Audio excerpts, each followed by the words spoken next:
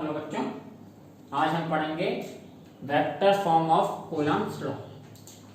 Vector forms of Coulomb's law का मतलब है कि कूलम्ब्स लॉ को डायरेक्शन देना।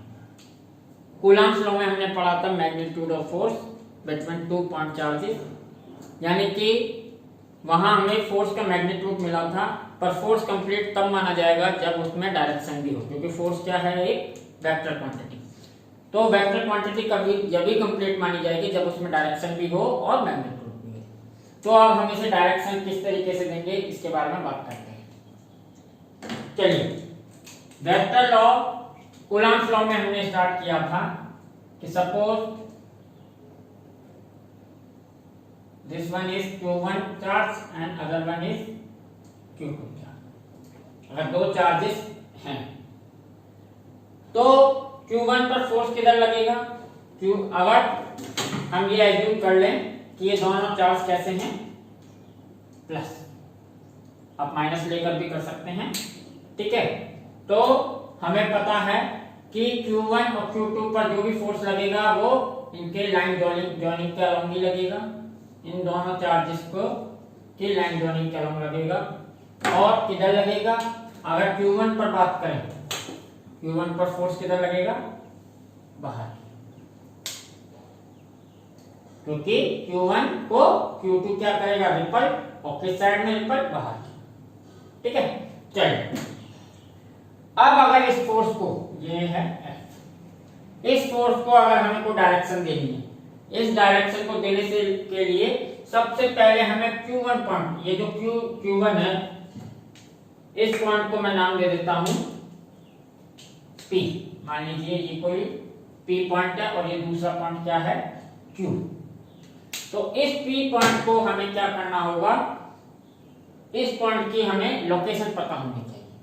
जब तक हमें इसकी लोकेशन नहीं पता होगी हम इसके डिस्प्लेसमेंट वगैरह या डायरेक्शन के बारे में कोई कुछ भी बात नहीं कर सकते। तो सबसे पहले हम इसकी लोकेशन पर बात करते हैं। तो अगर इसकी लोकेशन मुझे पता करनी हो तो हम क्या करते हैं, मान लीजिए मैं यहां पर एक रेफरेंस फ्रेम बना देता हूं, डायरेक्शन फ्रेम बना देता हूं।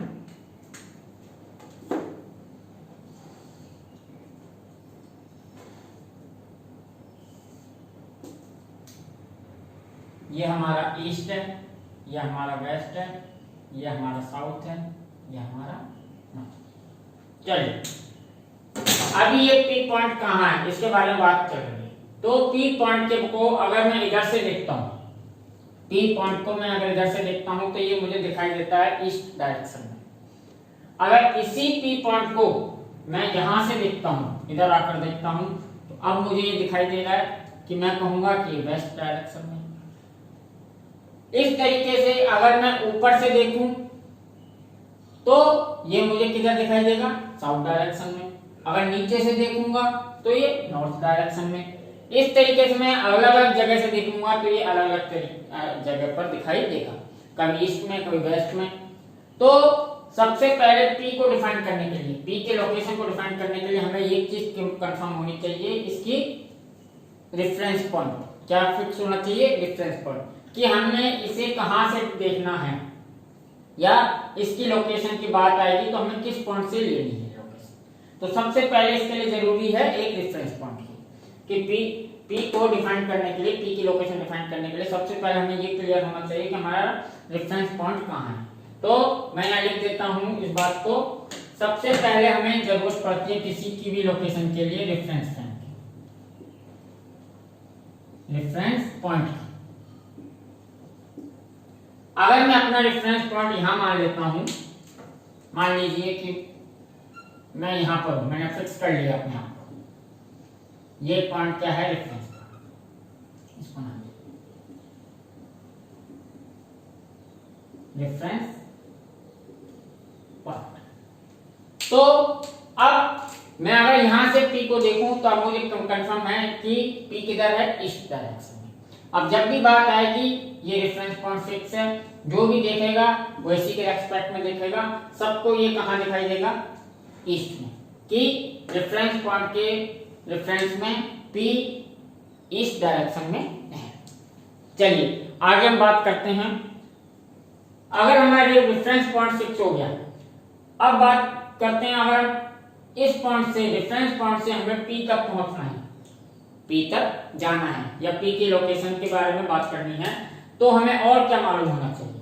अब एक बात तो क्लियर हो गई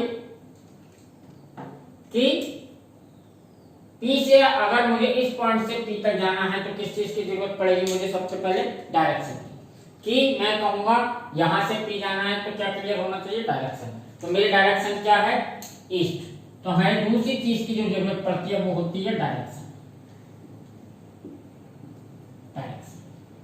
ठीक है, पहला हमें फिक्स करना पड़ेगा क्या, रेफरेंस पॉइंट। दूसरा डायरेक्शन की जरूरत पड़ेगी। जब हमें डायरेक्शन पता होगी तभी तो हम P पर जा सकते हैं। इसको अगर हम कहेंगे कि यहाँ से हम इस डायरेक्शन में चलें तो P पर पहुंच जाएंगे, तो इस डायरेक्शन की जरूरत है। एक और चीज की जरूरत पड़ेगी P तक पहुंचने के लिए, क्या होगा वो होगा डिस्प्लेसमेंट। वो क्या होगा, डिस्प्लेसमेंट।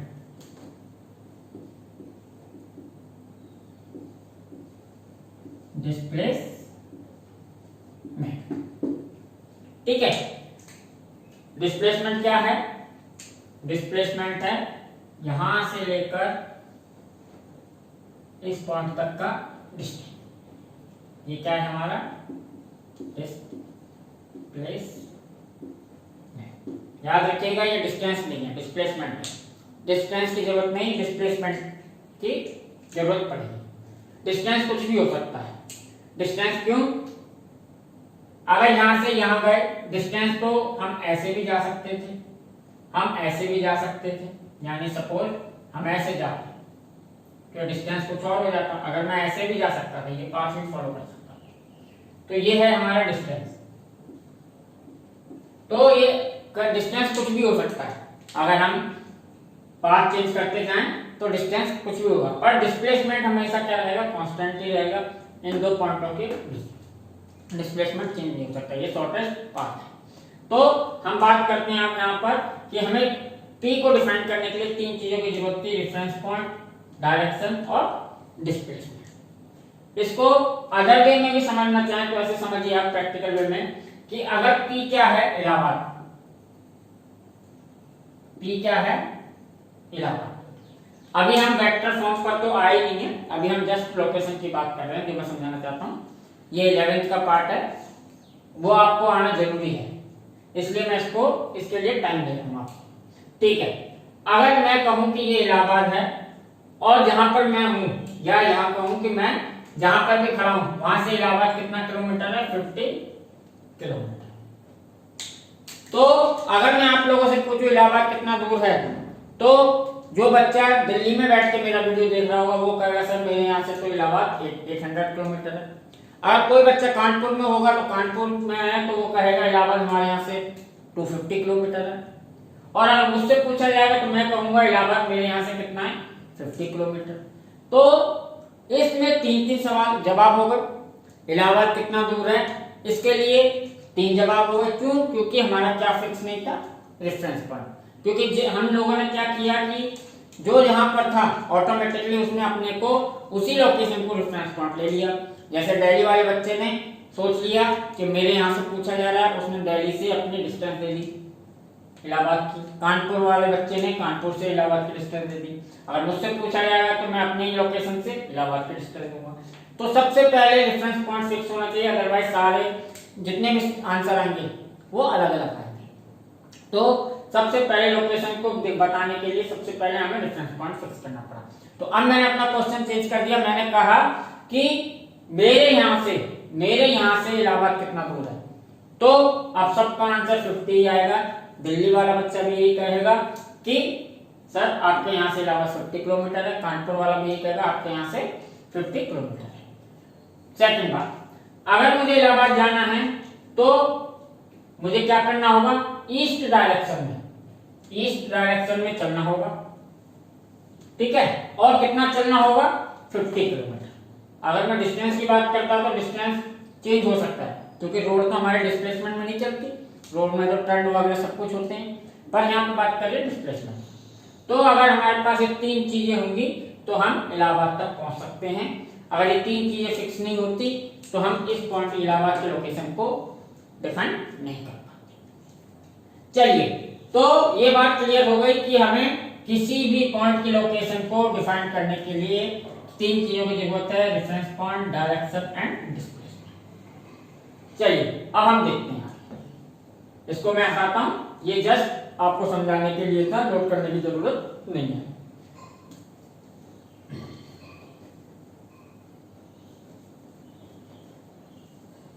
आपने क्लास 11 में पढ़ा होगा पोजीशन वेक्टर। अब हम बात करेंगे पोजीशन वेक्टर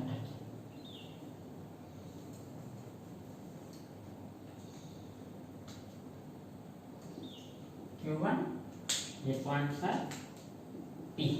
चल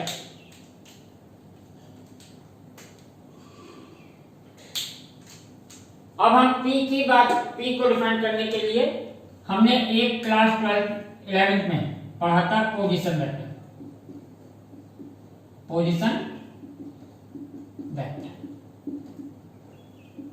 इसे मैं दोबारा इसलिए एक्सप्लेन कर रहा हूं क्योंकि 12th में पोजीशन वेक्टर, हर डेरिवेशन में पोजीशन वेक्टर की जरूरत पड़ेगी, इसलिए एक बार मैं एक्सप्लेन कर देता हूं, इसके बाद नहीं यूज करूंगा, डायरेक्ट यूज करूंगा position vector.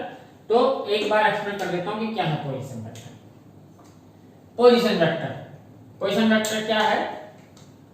It gives the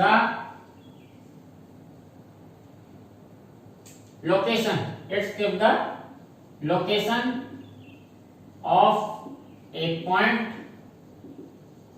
from origin मतलब 0,0 और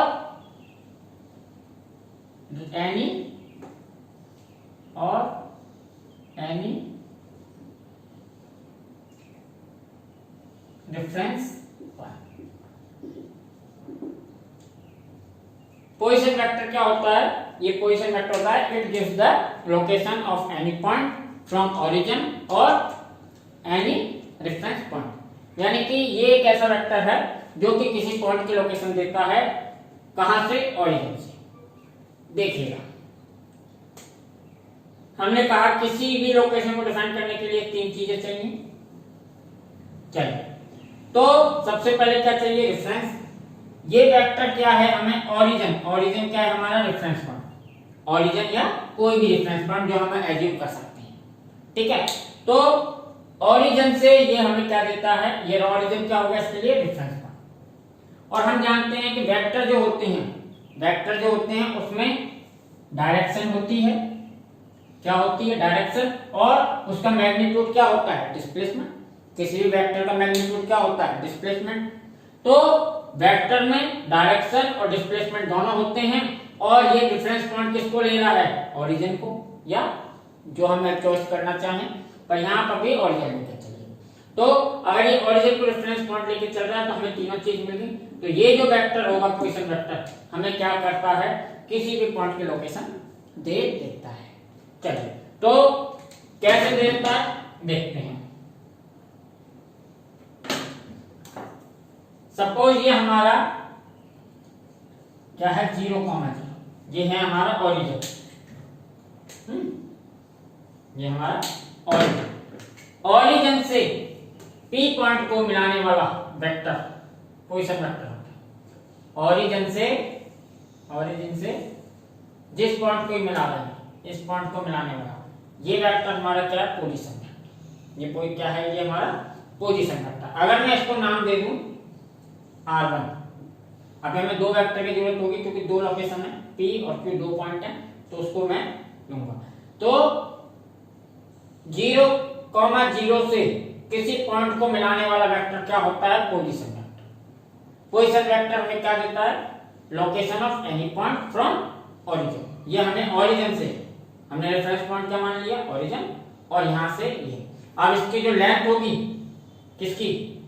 इस वेक्टर की जो लेंथ होगी वो डिस्प्लेसमेंट है, आप कह सकते हैं, या कहेंगे इसका मैग्नीट्यूड है। और जिस डायरेक्शन में ये एरो है, इसका पॉइंटिंग है, वो इसकी डायरेक्शन। तो इसके पास वेक्टर का डायरेक्शन भी है, डिस्प्लेसमेंट भी है और रेफरेंस पॉइंट भी है। अगर ये Q2 के लिए बात की जाए, Q के लिए, Q पॉइंट के लिए बात की जाए, या Q2 भी कह सकते हैं, Q2 या Q3। तो 0,0 से यानी O पॉइंट से Q पॉइंट को मिलाने वाला ये भी पोजीशन वेक्टर है, इसको मैं सपोज मान लेता हूं R2। ये दोनों ही हमारे क्या हैं, पोजीशन वेक्टर। ये हमारे क्या हैं, पोजीशन वेक्टर। ये दोनों ही हमारे क्या हैं, पोजीशन वेक्टर। ये हमें लोकेशन दे रहे हैं P और Q की। चलिए इसमें एक चीज और है, हमें पता है कूलम्ब्स लॉ क्या है। कूलम्ब्स लॉ था 1/4 पाई F बराबर होता है epsilon naught Q1 Q2 upon R square. Air medium मान लेते हैं तो ये क्या है हमारा एप्सिलॉन नॉट आएगा R स्क्वायर। ये R क्या होता है, दोनों चार्जेस के बीच का डिस्टेंस। तो अभी हमें डिस्टेंस के लिए भी बात करनी है, ठीक है। ये मैंने मान लिया डिस्टेंस है किसकी, P और Q के बीच का डिस्टेंस क्या है, R, ठीक है। आपने triangle law of vector addition पढ़ा था, तो हम यहां लिख सकते हैं इन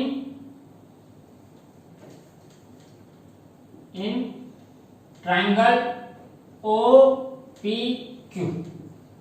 अगर मैं ट्राइंगल OPQ की बात करूं, OPQ, तो triangle law of vector addition आपने पढ़ा था। Triangle law of vector addition में कि अगर एक वेक्टर के हेड से दूसरे वेक्टर का टेल जोड़ते हैं और फिर फर्स्ट वेक्टर के टेल से सेकंड वेक्टर को हेड को मिला देते हैं, तो जो वेक्टर मिलता है वो हमें क्या कहता है, क्या देता है, रिजल्ट। दोनों वेक्टरों का सम या रिजल्ट है। तो अगर मैं यहां पर इसी तरीके से करूं, इसको मैं मान लेता हूं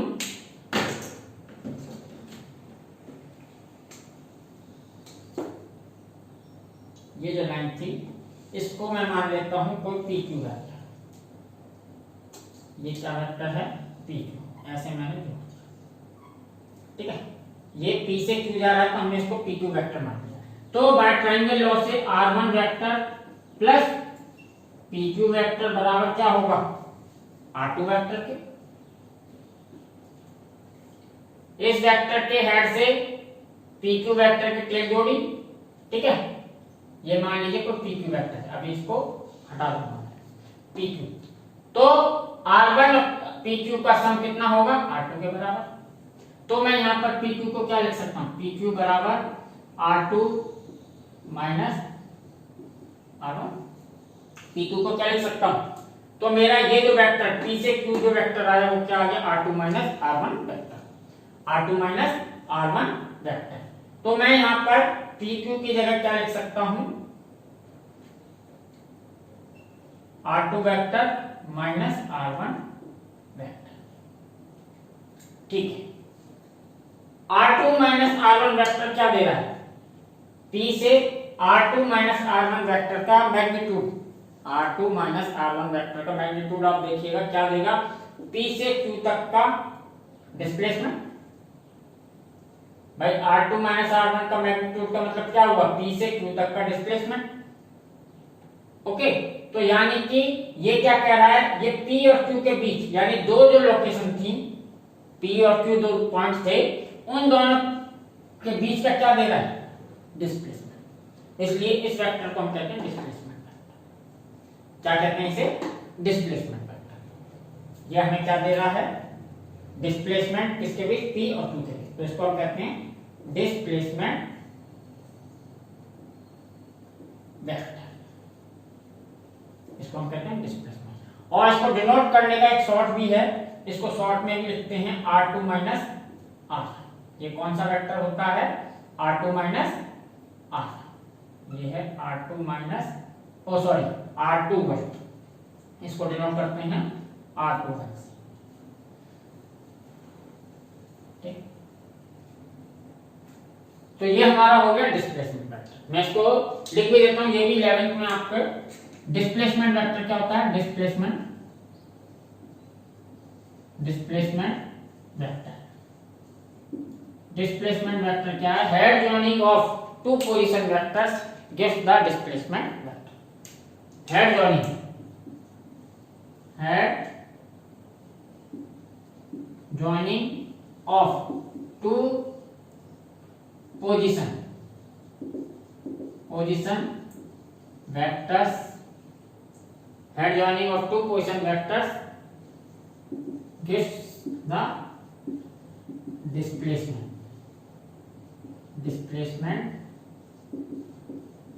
vector। ठीक है, तो P और Q यानी R1 और R2 वेक्टरों के हेड को जॉइन किया तो जो वेक्टर हमें मिला कौन सा मिला? R2 minus R1। ये वेक्टर क्या कहलाता है? Displacement vector. इसको शॉर्ट में डिनोट करते हैं R21 से। ये स्टैंडर्ड बात है बेटा, इसको चेंज नहीं किया जा सकता, आपको इसी फॉर्म में लिखना होगा। R21 लिख दिया तो आप ऑटोमेटिक एग्जामिनर हो या कोई भी हो जो आपकी कॉपी चेक कर रहा होगा वो समझ जाएगा किसकी बात होगी, R2 माइनस R1 की ही बात होगी। तो अगर आपने R12 लिखा तो गलत हो जाएगा, ठीक है। तो ये R2 माइनस R1 को शॉर्ट में लिखने का तरीका है R21। R21 क्या है? P से Q यानी 2 की तरफ, अगर 2 पहले आ रहा है तो पॉइंटिंग किधर है? 2 की तरफ। 1 से R21 का मतलब है 1 2 2, ठीक है, 1 से 2। चलिए, तो ये बात हमारी क्लियर हो गई पोजीशन वेक्टर और डिस्प्लेसमेंट वेक्टर। अब क्या है कि हमें एक वेक्टर मिल गया इन दोनों लाइन जॉइनिंग के अलग। कौन सा वेक्टर? R2 minus R1। इससे हम क्या करेंगे कि फोर्सेस को डायरेक्शन दे सकते हैं इस वेक्टर के थ्रू। तो इस वेक्टर को लाने के लिए ही मैंने इतना सब कुछ इतनी देर पढ़ाया है, ठीक है, कि आप ये समझ सको कि पोजीशन वेक्टर क्या होता है और डिस्प्लेसमेंट वेक्टर क्या होता है, क्योंकि आगे सारे डेरिवेशन में इसका यूज होगा। पोजीशन वेक्टर तो मैं हर जगह अज्यूम करूंगा, मैं अज्यूम इसलिए करूंगा एनसीईआरटी में दे रखा, तो मैं हर जगह अज्यूम करके ही बात करूंगा। तो अभी मैं इसको हटाता हूं, इतने तक को आप चाहें तो नोट कर लीजिए। अब इसके बाद जो शुरू हो रहा है वो actual vector form of Coulomb's law है। ये तो आपको पोजीशन वेक्टर और डिस्प्लेसमेंट वेक्टर को समझाने के लिए मैंने इतना पढ़ा। चलिए अब मैं बताता हूं।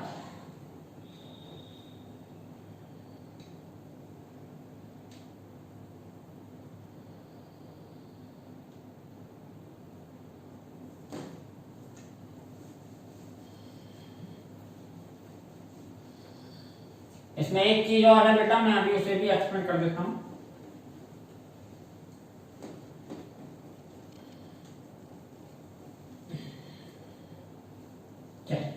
अब हम शुरू करते हैं। सबसे पहले हम शुरू करते हैं, consider two charges Q1 and Q2 whose position vectors are R1 and vector R2 respectively। यानी कि मैंने क्या माना? सबसे पहले माना कि हमारे पास दो चार्जेस हैं Q1 और Q2 जिनके पोजीशन वेक्टर क्या हैं? R1 और R2। तो यहां पर मैंने क्या मान लिया? Q1 और Q2 2 पॉइंट, ओके, और इनके पोजीशन वेक्टर क्या हैं? R1 और R2। R1 और R2 वेक्टर का मतलब होता है ओरिजिन से इन पॉइंटों को मिलाने वाला वेक्टर। तो ये दोनों वेक्टर क्या हो? इसके पोजीशन वेक्टर। चलिए अब बात आती है जो एक और स्टैंडर्ड है, द फोर्स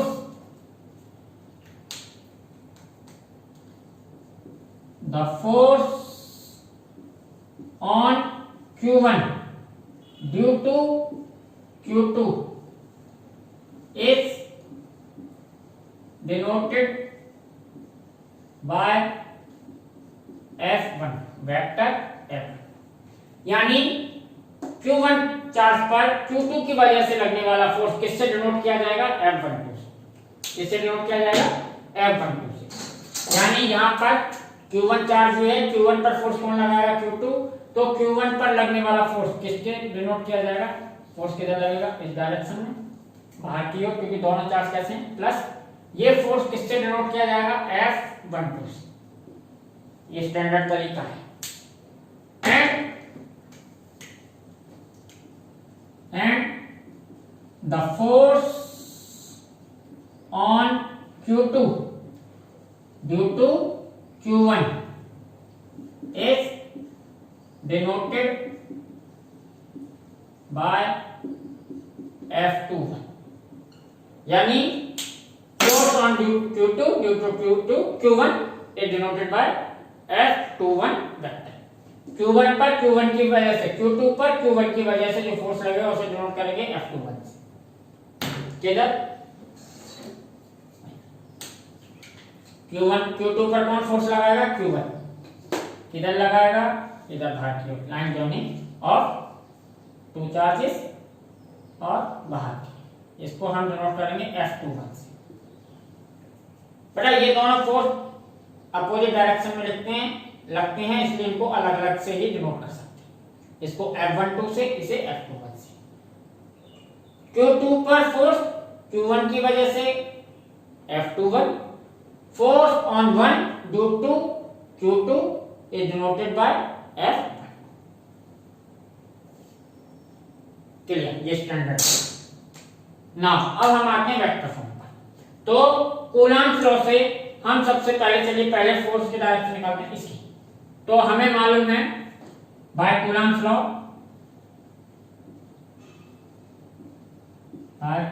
लॉ, किसकी बात हो रही है, F21 की, force F21 1/4 pi epsilon naught Q1 Q2 upon R। R क्या है, ये डिस्टेंस P से Q। ये तो हो गई मैग्नीट्यूड वाइज, ये हो गया मैग्नीट्यूड। F21 क्या दिखा रहा है अभी, मैग्नीट्यूड। हमें डायरेक्शन की बात करनी है, तो इसको क्या बना दिया, वेक्टर। अगर मैंने लेफ्ट हैंड साइड को वेक्टर बना दिया तो राइट हैंड साइड में वेक्टर होनी चाहिए। याद रखिएगा, किसी भी फॉर्मूले में फिजिक्स में अगर एक साइड वेक्टर है तो दूसरी साइड भी वेक्टर होना कंपलसरी है, अदरवाइज आपका ये रॉन्ग है। अभी ये चीज रॉन्ग है, क्योंकि ये वेक्टर है, ये वेक्टर नहीं है, इक्वल नहीं लिख सकते। तो अब इसको मुझे वेक्टर, इसको डायरेक्शन देनी है। तो इसको डायरेक्शन कैसे दे सकता हूं, इसको डायरेक्शन के लिए कोई ऐसा वेक्टर जिसकी डायरेक्शन को हम किधर हो, F21 की तरफ। तो F21 की तरफ एक डायरेक्शन किसकी है, R21 की। किसकी डायरेक्शन है, R21। R21 भी किधर है, उस साइड, F21 भी किधर है, उस साइड। तो मैं R21 वेक्टर को यूज कर सकता हूं, ठीक है। R21 वेक्टर को अगर मैं यहां पर मल्टीप्लाई करूं, R21, अगर मैं इसका वेक्टर का मल्टीप्लाई करता हूं तो वेक्टर में क्या होता है, मैग्नीट्यूड और डायरेक्शन दोनों। तो इसको डायरेक्शन तो मिल गई, पर इसका मैग्नीट्यूड बढ़ गया। क्यों बढ़ गया, क्योंकि इसमें तो मैग्नीट्यूड भी है। तो इसके लिए एक चीज लेते हैं, आपने पढ़ा था क्लास 11th में, यूनिट वेक्टर। क्या पढ़ा था, यूनिट वेक्टर। यहां मैं मल्टीप्लाई करता हूं R21 का, और ये है यूनिट वेक्टर। यहां लिख देता हूं इस चीज को, where R21 is a unit vector, ठीक है, ठीक है।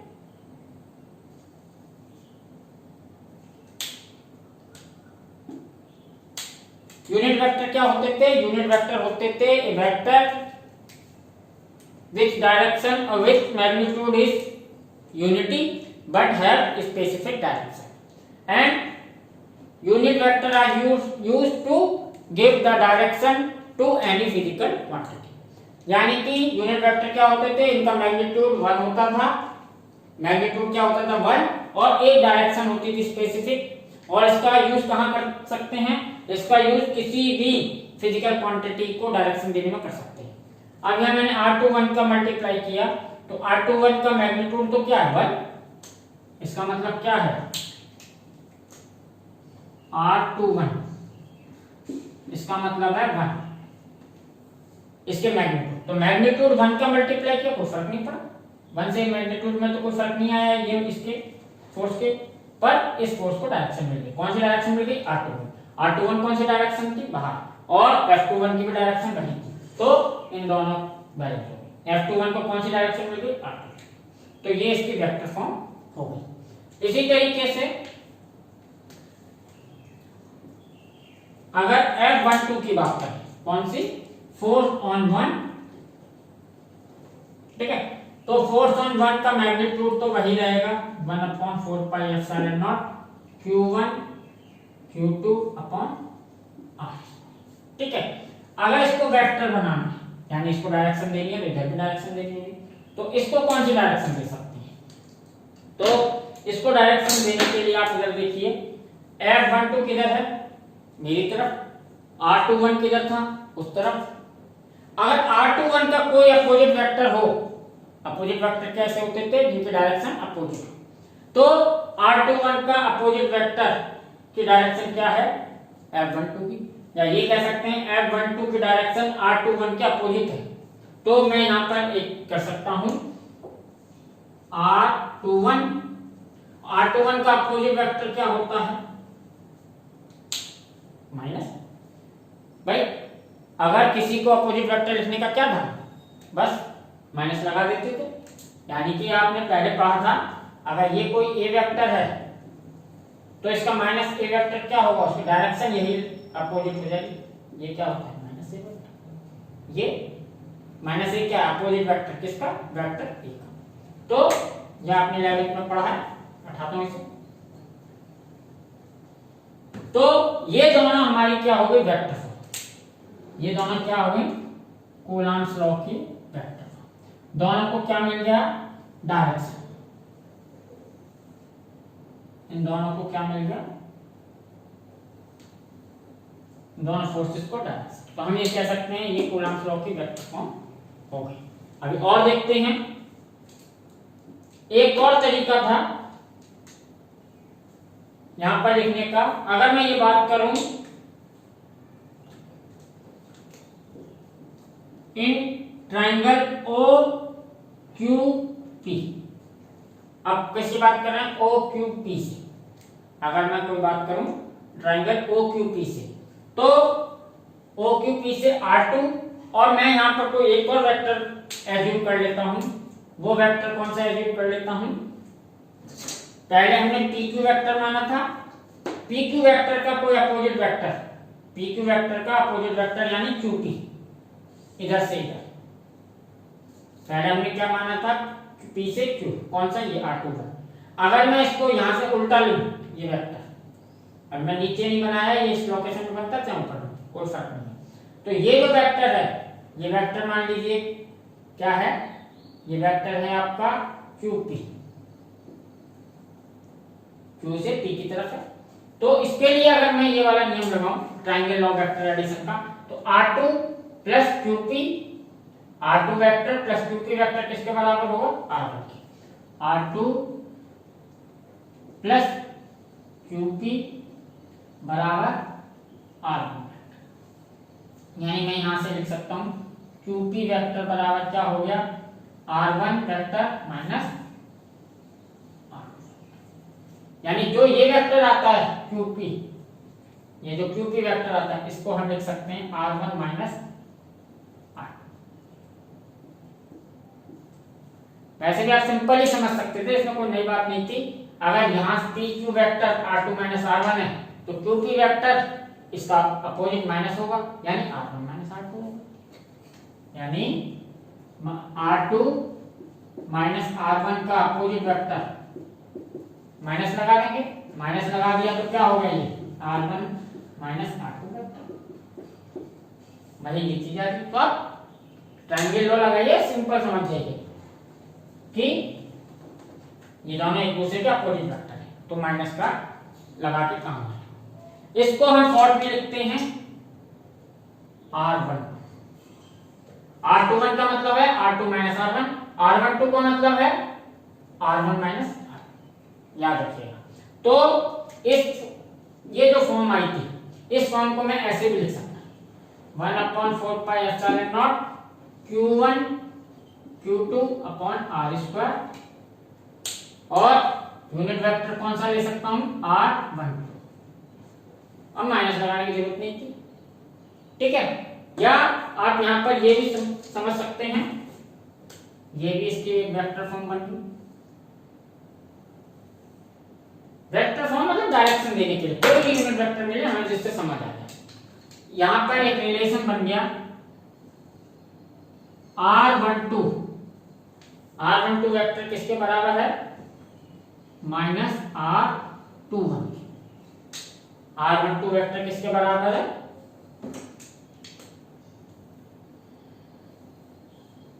Minus R21। ये दोनों वेक्टर बराबर होंगे, ठीक है। एनसीईआरटी में थोड़ा करेक्शन है, और एनसीईआरटी में वेक्टर R12 को R12 को R21 कर दिया, माइनस नहीं लगाया, तो उसे आप करेक्ट कर लीजिएगा जिसकी बुक में करेक्ट ना हो, ओके, ठीक है।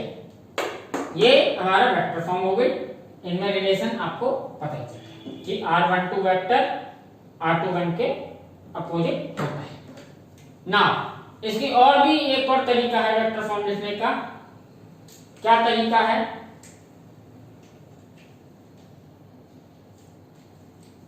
इधर वो तरीका मैं यहां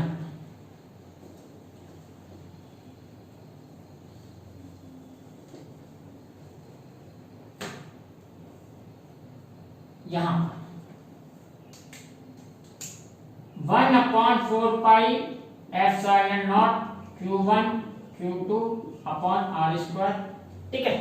R21 वेक्टर किसके बराबर था, R21 वेक्टर किसके बराबर था, R2 माइनस R1। तो मैं यहां पर R2 माइनस R1 भी लिख सकता हूं। क्या लिख सकता हूं, R2 माइनस R1। पर बेटा इसमें एक प्रॉब्लम है, इसमें क्या प्रॉब्लम है कि R2 माइनस R1 को यूनिट वेक्टर की फॉर्म में नहीं लिख सकते। क्या कर सकते हैं, इसको यूनिट वेक्टर की फॉर्म में नहीं लिख सकते, क्योंकि ऐसा कोई नियम नहीं बनना, ऐसा कोई लॉ नहीं है कि दोनों वेक्टर के ऊपर एक कैप लगा, ठीक है। तो इस फॉर्म को यूनिट वेक्टर में नहीं लिखा जा सकता, इसको इसी तरीके से लिखा जा सकता है। अब क्योंकि R2 माइनस R1 तो वेक्टर है, वेक्टर में मैग्नीट्यूड भी होगा, यानी यहां पर क्या है, R2 minus R1, R2 minus R1, इसका मैग्नीट्यूड कितना है R। ऐसे ही R1 माइनस R2 वेक्टर का मैग्नीट्यूड भी क्या है R। तो इसमें मैग्नीट्यूड कितना है इसका R। तो अगर ऊपर R का इंटू हो रहा है तो मैं क्या करूंगा, इसमें नीचे भी एक R का इंटू कर दूंगा, क्योंकि इसमें मैग्नीट्यूड है, जिसकी वजह से ये क्या हो जाएगा, 1/4 pi epsilon naught Q1 Q2 upon R3। ये क्या हो गया R3, और ये हो गया R2 vector minus R1 vector. ये भी इसकी एक क्या बन गई, वेक्टर, ठीक है। यानी कि अगर यूनिट वेक्टर नहीं मिलता, आपको वेक्टर ही लिखना पड़ता है, तो फिर आपको क्या करना पड़ेगा, नीचे उसके उतना ही मैग्नीट्यूड का मल्टीप्लाई करना पड़ेगा जिस मैग्नीट्यूड के वेक्टर का मल्टीप्लाई करें, ठीक है। तो कंफ्यूज मत होइएगा, कई सारी बुक्स में लिखा है और ये अक्सर कर एग्जाम में पूछा जाता है। किस वजह से पूछा जाता है, क्योंकि इसमें RQ आ रहा है। आप सब लोग कंफ्यूज हो जाते हैं कि इसमें RQ कहां से आ गया, जबकि सब जगह पर R स्क्वायर है। R स्क्वायर क्यों है, जब जब ये यूनिट वेक्टर है, ठीक है। जहां इनका यूनिट वेक्टर हटा वहां पर क्या आएगा, जहां वेक्टर आएगा वहां नीचे RQ आएगा। RQ क्या, जिस वेक्टर का जो भी मैग्नीट्यूड होगा उसको मैं नीचे डिनोमिनेटर में मल्टीप्लाई कर दूंगा।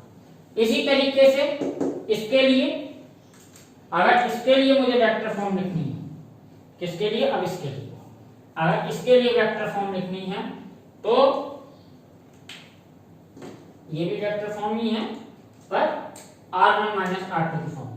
तो 1/4 pi epsilon naught Q1 Q2 upon R square, ठीक है। और यहां पर कौन सा वेक्टर आएगा, ये क्या F12, F12 की डायरेक्शन में कौन वेक्टर है, R1 माइनस R2, तो मैं यहाँ लगाऊंगा R1 माइनस R1। ये वेक्टर है इसलिए यहाँ पर क्या आएगा, Q, क्या आएगा Q, इसको है ना।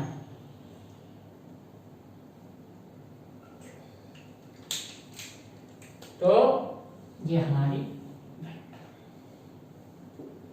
तो इस तरीके से आप डायरेक्शन दे सकते हो फोर्सेस को। इसमें कुछ भी नहीं है, सिंपल है। हर जगह हर न्यूमेरिकल में हर डेरिवेशन वगैरह में हम पोजीशन वेक्टर एज्यूम करके सबसे पहले लोकेशन फिक्स करेंगे, लोकेशन किसी पॉइंट की, और फिर उसके अकॉर्डिंग हम डायरेक्शन देने की कोशिश करेंगे। डायरेक्शन देने का मतलब है कि जिस फिजिकल क्वांटिटी को डायरेक्शन देनी है उसकी डायरेक्शन में कोई भी वेक्टर हो तो हम उस वेक्टर को का मल्टीप्लाई करके उसके यूनिट वेक्टर का मल्टीप्लाई करके डायरेक्शन दे सकते हैं। ठीक है, यूनिट वेक्टर का बेनिफिट ये है कि इससे मैग्नीट्यूड चेंज नहीं हुआ, जस्ट डायरेक्शन मिल गई। कोशिश कीजिएगा हमेशा यूनिट वेक्टर यूज कीजिएगा। वेक्टर यूज किया तो फिर आपको मैग्नीट्यूड का नीचे मल्टीप्लाई करना पड़ेगा। ये इसकी वेक्टर फॉर्म है कूलम्ब्स लॉ की। 1 2 ये सारी एक ही हैं, बस सबका मतलब क्या है, सब ये डायरेक्शन में सबकी डायरेक्शन जो बराबर मिलती। R21 की डायरेक्शन वही है जो R2 माइनस R1 की है। वैसे यहाँ पर माइनस R21 की डायरेक्शन R21 R12 के बराबर है, वही डायरेक्शन बराबर नहीं, सेम डायरेक्शन। चलिए, ये है हमारा वेक्टर फॉर्म ऑफ कूलम्ब। ठीक है, अब इसके बाद हम न्यूमेरिकल देखेंगे। चलिए